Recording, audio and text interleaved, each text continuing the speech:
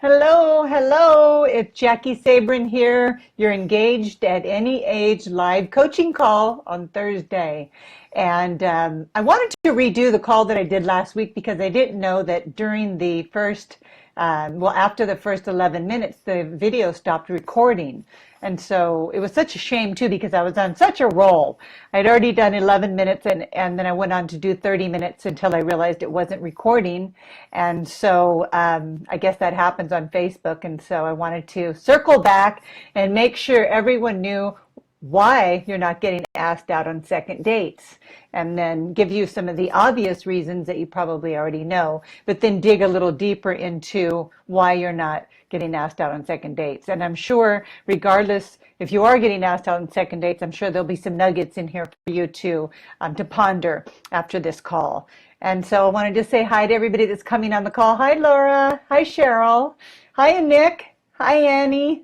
So nice to have you here.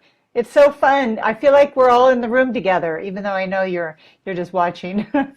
So yeah, thanks for being here. And so let's talk about why you're not getting asked out on second dates. Hi, Laura. Hi, Terry. Nice to see you.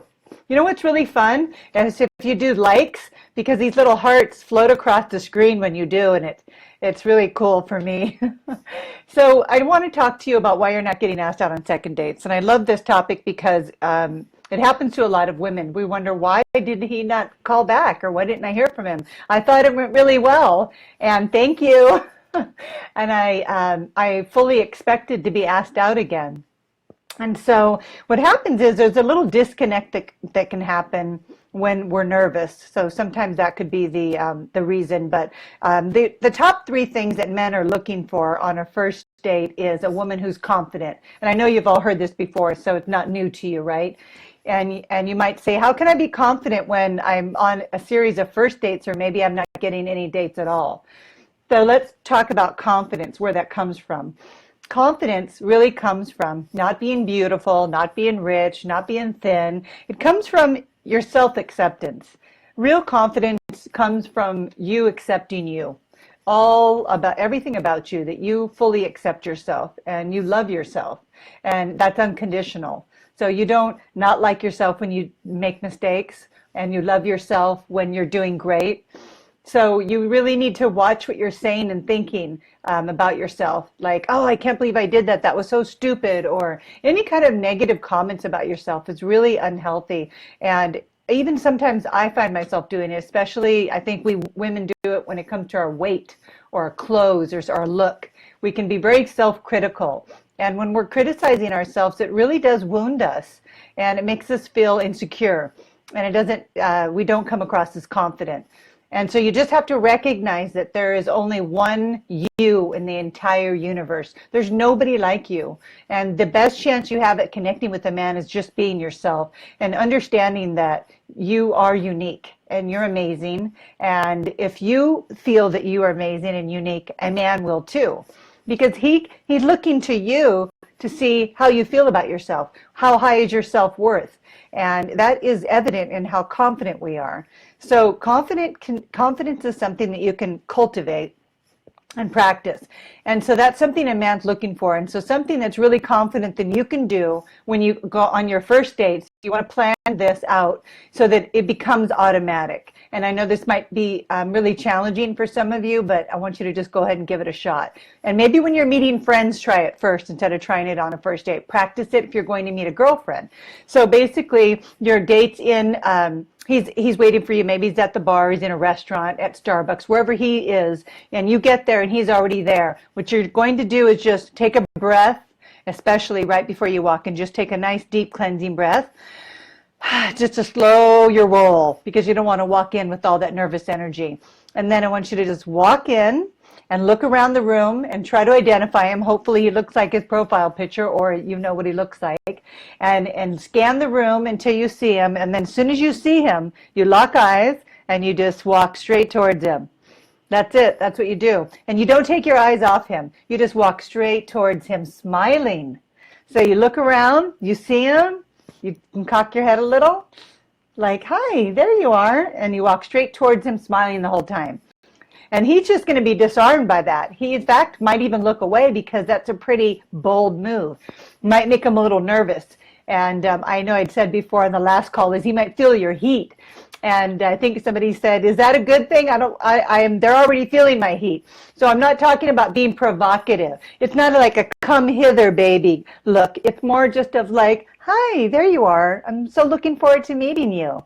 Look. So it's more innocence and real. Just walk how you walk. And but I would definitely add, make sure your shoulders are back and you're standing up nice and tall. Good posture says a lot about how you're feeling about yourself. When you're drooped over like this, can you see the difference when my head's down and my shoulders are rolled to when they're rolled back and I'm sitting back and I'm just really comfortable with myself. So I'm sending off signals right away that I accept myself.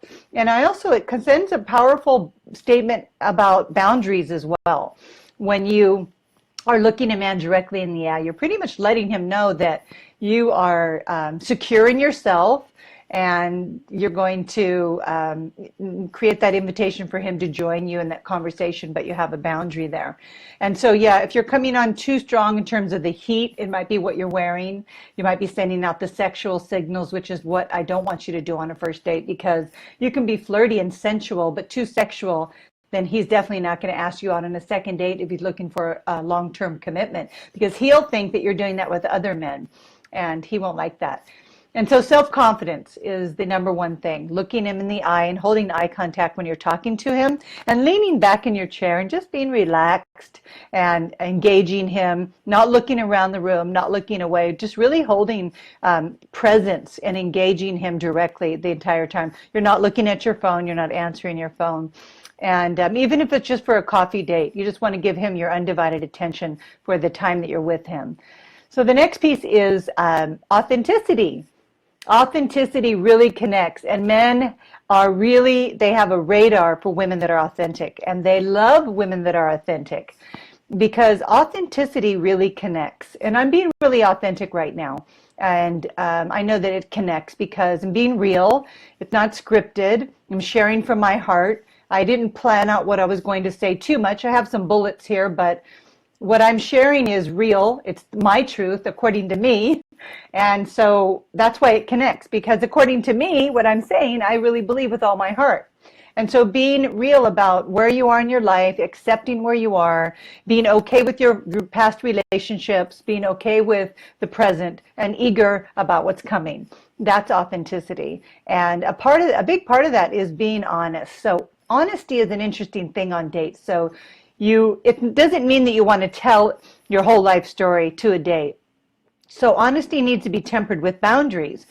So it's the amount that you can be open on a date. So you give little increments. First you give a little bit of information and you see how it's received. And then based on how he receives that, and if it's safe, then you can give a little bit more. Of course, you're never going to give any information about where you live on a first date unless your intuition is really giving you a strong yes, that you feel that he's a stand-up guy, right? And so authenticity. So also another part of authenticity is not being so agreeable to everything that a man says. I know a lot of women think that I'm just, I liked what he said and I was agreeing and appreciating him. But when you're too agreeable, then it's being too nice, because I want you to don't be so nice, but be true.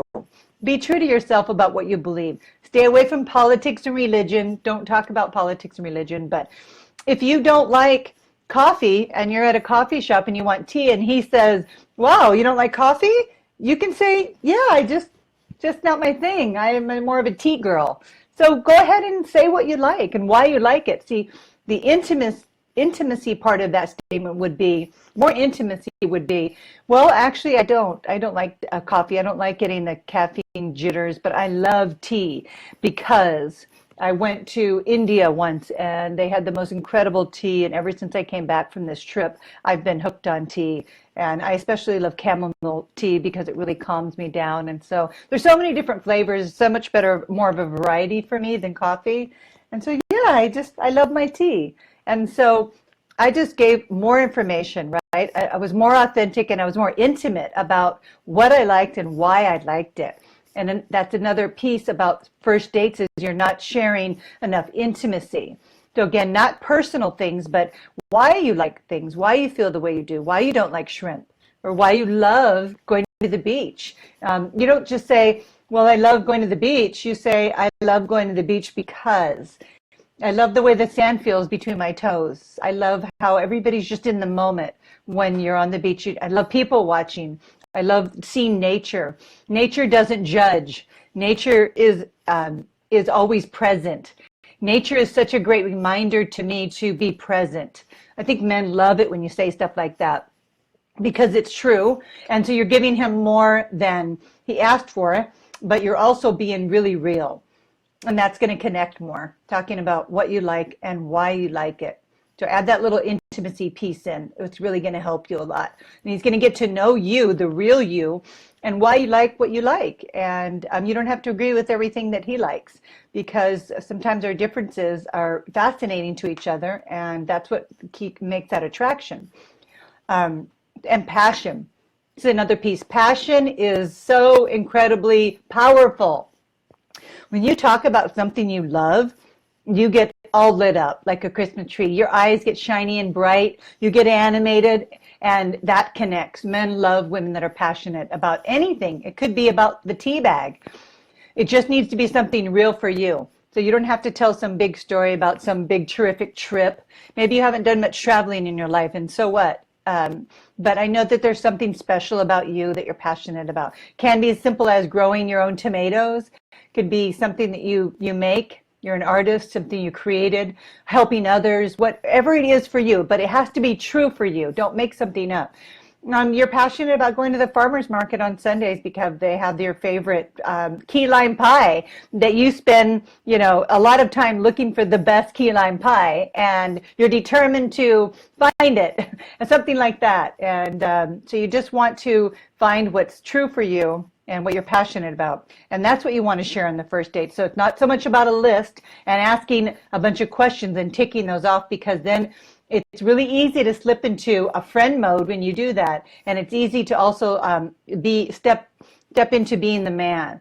So on first date, men want to know that you're going to be in receiving mode, where you're leaning back, you're just really comfortable, and you're having, your arms are open. They're not sitting across, if you can see me, but you're not sitting like this, of course. I know you guys know this, but I still want to say the obvious.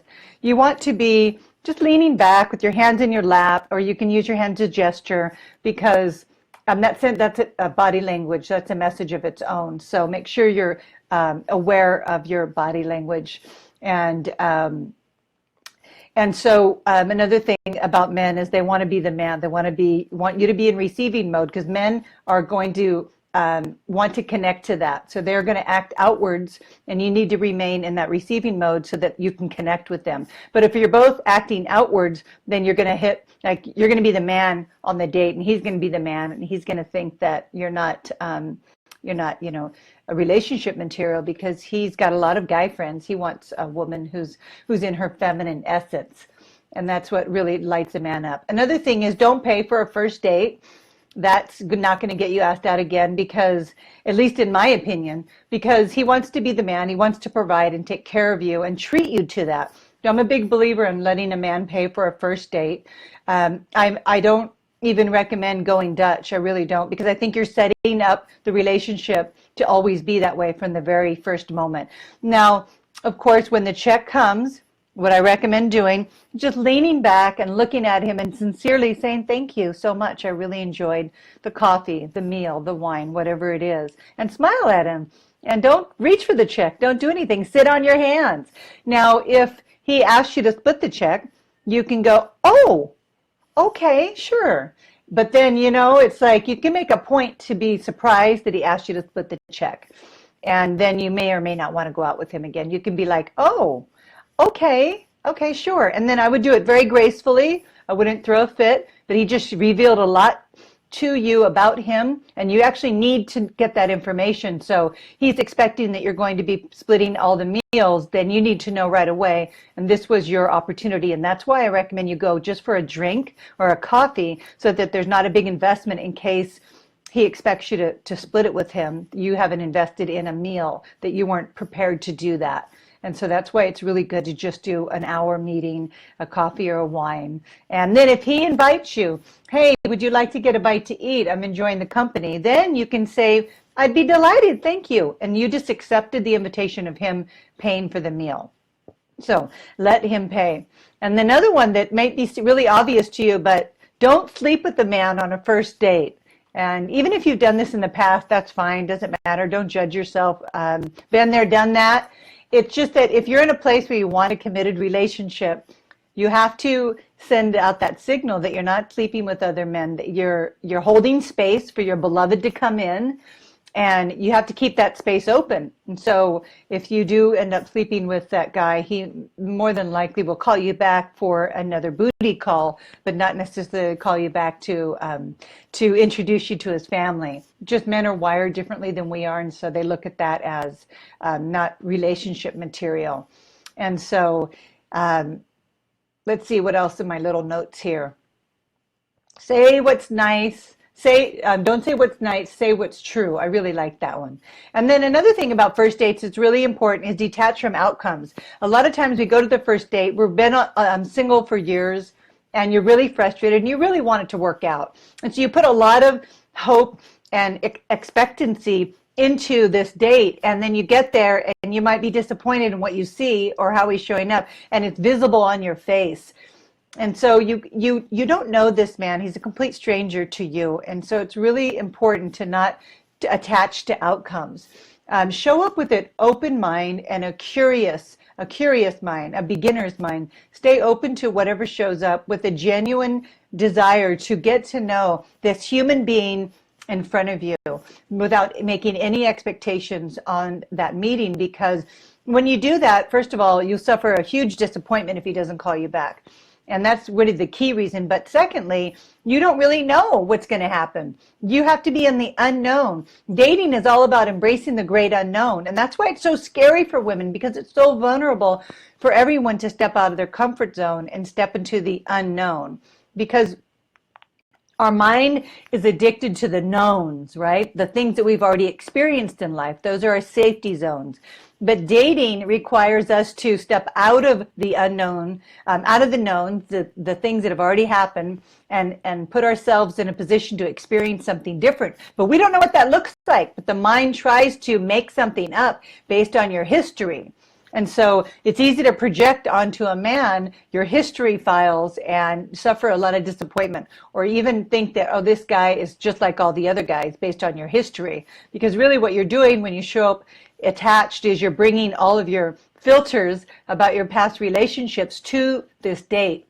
And you're looking at this man filtered through your past experiences. And it's not only unfair, it's just not a fair, it's not a real view, right? It skewers your view of that man. And so practicing detached involvement is going to help you go with the flow, being excited and curious about what shows up, so that you genuinely are not disappointed. You're not going home and wishing and hoping for things that are not going to happen. And you stay out of that magical thinking. Magical thinking is when you don't pay attention to the red flags, and you start doodling his last name on paper and telling all your friends that you met the one on a first date. You need to allow time to go by so that he can show you who he is, so you can decide. Yes, it's up to you. You can decide if he's a match for you. You're the one who gets to decide that. You're in control of that, not the man. However, a man can tell within the first 30 seconds whether or not he's going to ask you out again. And so that's why it's really important to compose yourself before you walk in, to make that eye contact, smile, hold eye contact, and walk up to him and embrace him with an open heart. Because you only have that small window to be real from the very beginning. And granted, we're all nervous, and so just I think that I've given you some good tools here. And let me see if there's any questions. Too early to ask about previous relationships and marriage on a first date. Great question, Annie. Is it too early to ask about previous relationships or marriage on a first date? No, I think you should actually be doing that on a phone call before you meet. And so you can weave that into the conversation, and what that can look like is, and sound like, is so if you're online dating, you would have seen it in his profile, but basically I would lead with something like, well, they usually ask you something like, how long have you been online, or something like that. And I say, well, I've been online for whatever it is. Just say what it is for you, 6 months, a couple of years. I've been on and off for a couple of years, and I'm divorced. I've been divorced for 6 years, and I have a wonderful, two wonderful children, and I have an amicable relationship with my ex-husband, and I'm excited about what's coming. What about you? That's it. That's all the information you need to give that man across from you or on the phone, because he's not asking for your whole story. He's actually just wanting to hear if you have any bitterness or resentment left towards your ex, boyfriend, ex-husband, whatever.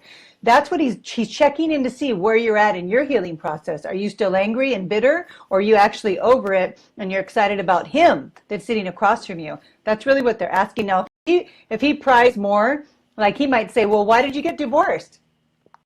Common question. You got to be prepared for these questions, and just say, we had a good run, and it was things that eventually we just couldn't agree on, and I feel that we grew as far as we could together, and it was time to start a new chapter in my life, and that's what I've done. And that's it. Again, you're not revealing anything. You'd never ever want to throw your ex under the bus, because that definitely so make sure you craft your response before you're on the call, and make sure it's coming from an empowered place, not a disempowered place. And even if you aren't on good terms with your ex, fake it until you make it. Speak into what you want out of your life. Don't talk about what you don't want. You're always wanting to talk about what you want to create, not what you don't want. So the more you talk about what you don't want, the more you create that, because by the law of attraction, likes attract likes. You create a magnet by just talking about even negative things in the past. It's energy. It starts to expand. So just don't go there. And pretty soon you'll be practicing it so much that it'll just come out sounding really genuine, because I know we all really do want to forgive and let go, because until we do that, we really can't be fully present in the now. As long as you're holding on to a past relationship, you really are stuck in a relationship rut, because the toxicity is still in you. And that would be another filter that you would be looking at, this man that's across from you. So do the work that you need to do to learn how to forgive, because forgiveness is about releasing yourself from the wound. It's not about condoning or excusing bad behavior. Because as long as you don't forgive, you're still attached to that incident. And so the hook's in your mouth, right? Like a fish hook. You're the one who's on the hook when you don't forgive. So you take the hook out of your mouth so you can swim away. It's not about the other person. They'll get what's coming to them, believe me, because there's the law of karma, the law of cause and effect. You may not believe in karma, but karma believes in you. Because again, you reap what you sow. It's energy. If you do things that are out of integrity, you're going to be attracting more experiences that are out of integrity. So believe me, whatever has happened to you, that person that hurt you will be continuing to unconsciously replicate those experiences. So they really do. The universe does take care of that piece for you. You don't have to worry about retribution. That's not your job. Your job is to get back into alignment, forgive, so you can move on and meet your beloved. And so hi Veronica, how do you turn casual dating 1 to 2 months into a long-term relationship? Great question. So first of all, there's a couple things that you can do. You have to, maybe there's not enough tension in the relationship. So maybe you're spending a lot of time over at his place. I need to know some more details about the scenario. But after 2 months of dating, you want to start hearing things like, maybe this summer we should go to the East Coast. Maybe in the winter we should go skiing together. You want to start to notice if he's sharing things future tense about you and him together. So you're listening for those clues. So if you haven't heard any of those things, and he's talking about going out with his friends a lot and this and that, that's okay. If if that's the case, so say, for example, that second option, he's talking about his friends, you guys are having a great time, you're going out, maybe you're already sleeping together, but he's not mentioning about a future tense with you two together, then what you would do is you have to create some tension, girl. You have to, he needs to recognize what an asset you are to his life and how much he misses you when you're not there. So if you're not hearing those things, that means you're probably overstaying. You let the tension go and there's no tension. Tension is what I mean by him missing you. So if that's the case, all you have to do is, and you don't do this out of spite, and it's not a game. It's just the way it is, okay? Nothing that I teach is a game. And so if I wasn't feeling like the man that I was with was looking at me as relationship material, then I would do something that would give him the opportunity to reassess that. Because I do want a relationship, and I'm not going to waste my time with a man that's not stepping up, because I want a relationship and I deserve to have what I want, because we all do. We all deserve to have what we want.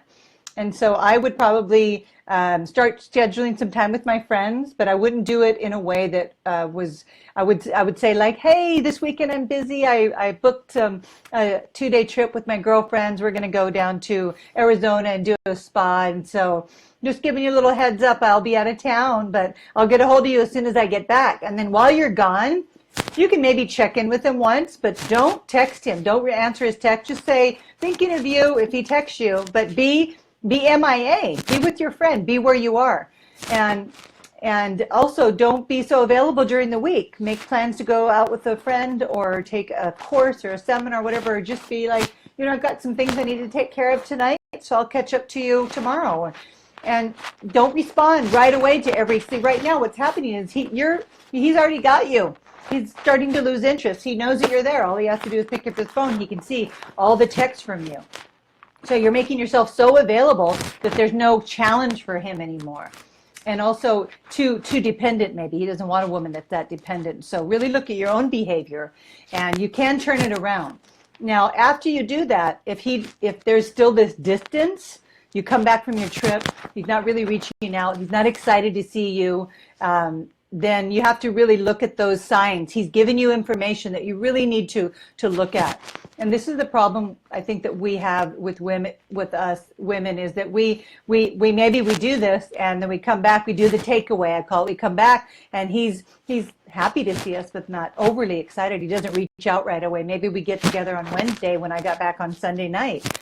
Then I would say that, okay, that to make a note of that, he is not that into you.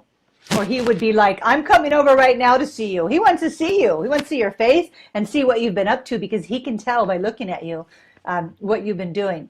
And so that works really well, to put a little distance, healthy distance, do something for yourself. I heard some of those clues and future tense, but it was still casual and he wasn't the right person. Sometimes guys just say that. Heard some of those. Yes, you're right. Sometimes they do say that. And because they're trying it on. And I wouldn't say that they're lying or making that up. They're actually trying it on. Just like a sweater. They're like, does this fit? And you're right. Sometimes it doesn't fit. They decide that it's not really, you guys start to get to know each other more personality comes out, and you recognize that it's not a fit. So it doesn't mean that he's a bad person. It just means that he tried on the sweater and it's not a match. So we have to take these risks, though. Without taking the risks, we wouldn't get far in life. The bigger the risk, the bigger the gain. So yes, I encourage you to take all these risks. You'll be okay because you have you on your side. No matter what, you'll be okay. And because you don't know what you don't know. So you have to go out there and put yourself out there. But it's in the first month that you really establish your value and not making yourself so available. Unless he's coming on strong, he's showing up, he's calling you, he's booking dinners, he's making plans for the weekend, then I say be all in.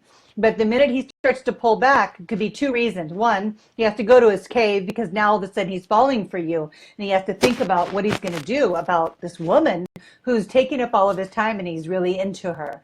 So a couple things men will do is pull back to reassess the situation. And what you want to do when that happens is, what happens is sometimes when they pull back, we pull in, we lean in, we're like, oh my gosh, then we lean in and we start texting and wondering, is everything okay? Do you want to talk about it? No, he doesn't want to talk about it. He wants to think about it. Men think about they need to think about things. They need to process. And they do this by withdrawing and hunkering down in their mind. They don't go talk to their men friends. They need to get clear and run it through their spreadsheets or whatever they do. So during this process, the best thing you can do is hold space for him. Don't do anything. Do nothing. Just hold space. If you like the guy, you'll just be there when he comes up for air, and you'll be like, "Hi, how have you been?" And you don't punish him for that. And you talk to him, and he will reveal to you where he's been and why he's been there. And he's going to tell you that he was thinking about us. And if he doesn't come out of that funk, after a reasonable amount of time, 3 days, 4 days, you can reach out and say, what's going on for the weekend? You can ask him a question like that and see what his response is. You can test the waters. And so let's take a couple more questions.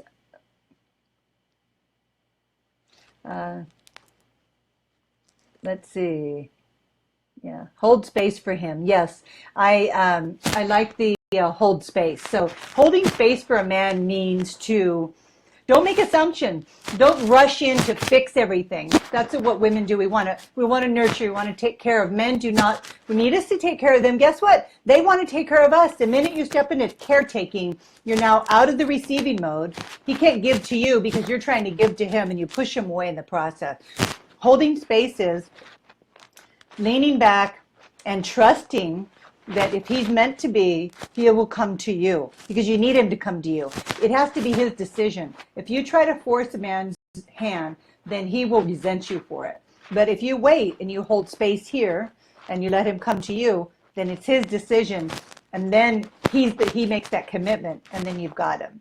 So you just have to trust the process, stay in your receiving mode, meditate, work out, do something with your friends if that's really hard for you, but don't pursue, because in that moment you could really push him away. And let's see, any other questions? I'm just scrolling back through. How do I tell a man we're not a match on the first date? Okay, so that's a good one. And that's hard to do. It is hard to do. And you can wait to text him. That as soon as you get home, you can say, "Thank you so much for a very nice evening. I do appreciate it. I don't feel we're a match. Good luck on your journey to love." Period. Text, block, done. Move on. You have to let go, and don't feel bad about it, because actually you did him a favor. You're honest. If you don't have the courage to tell him on a first date now, you can tell him on a first date. You just want to, you have your coffee or your one drink. That's why I recommend only having a short first date, unless there's a lot of chemistry and you're clear that you want to stay out with him. Then you just say, after the coffee, you just say, I thank you for sharing about your whatever he shared about. And I really enjoyed meeting you. I don't think it's a match, but I just want to thank you so much for taking time out of your busy schedule to meet with me. I really do appreciate that. And I know you're going to meet somebody really special. And so have a wonderful afternoon. Bye. And you stand up and you leave. You vote with your feet. As soon as you know the truth, I say you tell it. But if you're too afraid to do that in the moment, it takes a confident woman to do that. Or if he's volatile and you're not going to get a good response, not safe, then just wait to text him. You don't have to call him, just text him. If he asks you why aren't we a match? Just say it's one of those energy things that, I'm just very clear. Or you can just not answer that question if you don't want to. I feel like if you get into a dialogue with him about why you're not a match, you're just now getting into a dialogue with somebody that you're not a match with. You do not owe him an explanation unless you want one. But I find it if you try to tell a man why, they will become offended, defensive, and it could end up in a really negative situation. So the best thing you can do is to hold the boundary, delete and block him, and just move on. And just trust that he'll find the right woman for him, and you're not it. And so, it happens for men. They usually don't tell us that we're not a match. The way men tell us that is by not contacting us when they say they will. They don't want to hurt our feelings. So if you don't hear back from a guy, it's his way of saying, I don't want to hurt your feelings, but we're not a match. And I know that's really hard because we want men to be grown-ups and to tell us we're not a match, but You remember, men as boys never want to risk hurting their sisters or their girlfriends or their mom's feelings, and they're taught not to be careful with women. So they've been trained from an early age to not hurt our feelings. So they want to avoid that from at all costs. They also don't want to suffer the wrath in case there is any wrath from you. And so they probably had a bad experience where a woman unloaded on them when she didn't get what she wanted. So they're careful. You know, they don't want to trigger anything, so they just don't say anything. It's all a part of dating. You have to learn that this is skills. It's life skills. I mean, you apply for jobs, you don't get all the jobs. You might apply for loans or credit cards or whatever. You may not get. You're going to get a lot of no's on your way to yeses, right? And so look at no as it's not no, it's on backwards. So it's not no, it's on. So it's just no, not right now. So you've got to get better at handling the no's. It's like fall down 8 times, get up 9. You know, eventually you are going to meet your soulmate. You just have to have faith that that's going to happen. And I have an ebook on my website. You're more than welcome to go ahead and grab and download. It's free. I know that it'll help you. It's from single to committed, 7 steps to attract and keep the love of your life. And you can go over and jump over onto my Facebook Jackie Sabrin coach page, and I'll post the link right here on Facebook, and there'll be information how to access my website, how to get some of my free offerings right there. You can just go ahead and download that ebook. And I also have a wonderful soulmate assessment that will give you, it's just a really short quiz that will tell you by a series of quick answers what vibration what frequency that you're vibrating at. So we all are energy, and we're all putting out a vibration. And so why don't you just take that quiz and see what frequency you're sending out and how close you are to attracting your soulmate. And with that frequency, I will send you the results along with a feminine exercise that will help support you in whatever frequency you are to help you raise your vibration. You can find that on my Jackie Sabrin Facebook coaching page, and I'll share that link after this call. And so I don't see any other questions. Oh, Nat, I'm sorry. You're having a little broken heart, not a little one. I didn't mean to minimize that. Broken heart after 2 months. It takes time to heal. And sometimes we can speed up the process by recognizing that everything happens for our growth. And know that there's someone else coming in. As soon as you can release him and the hurt that you're holding on to, the sooner you're going to meet another man. And as long as you're holding on to that hurt, then you're blocking love that can come to you. Because when we're holding on to our hurt, our heart's closed, and we're blocking everything that we want. But when we forgive and we let go, we open back up to that direct stream. And so right away, as soon as you are able to get back into that forgiveness place and trusting that you're going to meet somebody amazing, you will meet somebody amazing. And so do the work to heal your broken heart so that you can call love in. And ideally, what you all want to do is never to close your heart down. Even when it gets broken, a broken heart actually gives you the capacity to love even greater, to open your heart even wider. So instead of closing your heart down when we have heartache, we open, we expand. Allow that heartache to expand us into just being a bigger person, being able to hold more and have more. Because the bigger your heart is, the bigger, it's like a big net, right? I just made that up. But really, if you've got a broken heart, you're retracted and you're very small. But when you open your heart, you can receive more. You can receive more of everything, love, abundance, everything you want in your life. And so it's really worth learning how to let go and forgive, because it's one of the greatest gifts you can ever give yourself in life. Because we have to learn how to learn those lessons and then move on. Because that's all that life is a series of self-help obstacles. You just have to get good at overcoming the obstacles, ladies. That's what this is all about. It's getting good at problem solving. And because there's always another problem, right? Life is chaotic. Life is chaos. You just have to learn to remain the calm in the storm, and then you will see things show up in exponentially fast. I mean, things will come in, you process, you release them. They come in, process, and release. That's how you want to be doing this. You always want to have this flow going on. So Nat, I hope that that helps you know that we're all sending you love. All of you out there that are experiencing a broken heart right now, please take my words to heart, because until you open your heart, you really can't call in the love that you really want. And so love yourself enough to recognize that and do the work that you have to do. And again, take advantage of my ebook so that it can give you some steps and tools to do that. Hi, Shivani. Yeah, be authentic. Don't be too agreeable. Yeah, share why you like something because, and share a positive reason, and be passionate, be receiving, giving back. I love it. I love when you post your takeaways on my page, because then the ladies that didn't watch it or maybe don't remember the things that you picked up can benefit from that. So please post your takeaways so everybody can benefit from each other's nuggets, because we're all resonating in a different place. You're going to hear things are going to stand up more to you than they maybe did to Shivani. So that's why it's really helpful.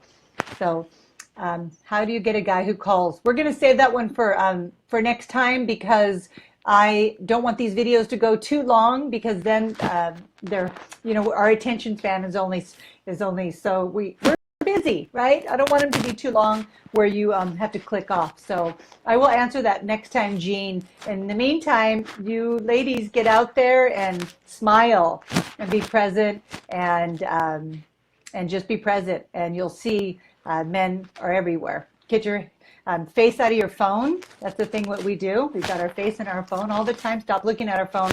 Start looking around and connecting with men. Summer's coming, and it's going to be the summer of love.